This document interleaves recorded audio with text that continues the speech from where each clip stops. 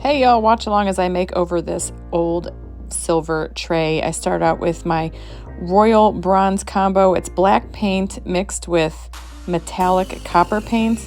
I just keep adding the copper into the black until I get the color that I desire. So I did add quite a bit of copper paint into this mixture, painted it all over the tray.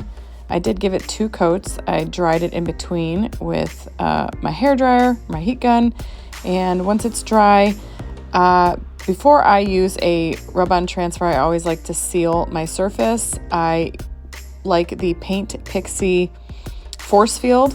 I let that dry, and then my transfer is ready to go down. This is a Prima transfer, an IOD transfer, I honestly don't remember, but I did get it from vintageretailtherapy.com, and you just press it down and rub it out. And I did cut the image that I wanted, so I did do a lot of trim work on this. And then once I got that center piece on there, I wanted to extend it to the sides of the tray. So I just took more transfers from that same booklet, and I believe it is an IOD transfer. And I will leave the link though in the video description once I find out after I'm done doing this voiceover. And I just kept cutting pieces of that transfer out. And then the great thing about these transfers is that you can lay them down on top of each other and they blend seamlessly. You would never know that this tray had like 4 different pieces of that floral on there. And I just kind of started off on the flat part and just worked it up the sides. You do get a little bit of cracking in there, but I'm not particular about that. It kind of gives it that vintage vibe that I like. And I just kind of kept looking at it and adding until I was happy with how it covered the tray. I needed a little bit more down there at the bottom. And then the excess, I just kind of wrapped under the tray. And as you can see, it's fully loaded in there.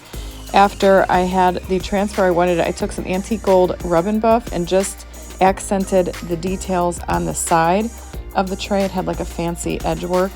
And then to protect the tray, I mixed triple thick and Duraclear together. It's 3 parts triple thick, 2 parts Duraclear. Stir it together. It gives it a beautiful shine.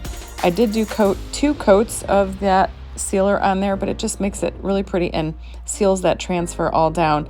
And then when it was all said and done, I took some hot pink, like burgundy rhinestones, and added them all around the side of the tray because, you know, sparkle is my thing and it had to have some sparkle.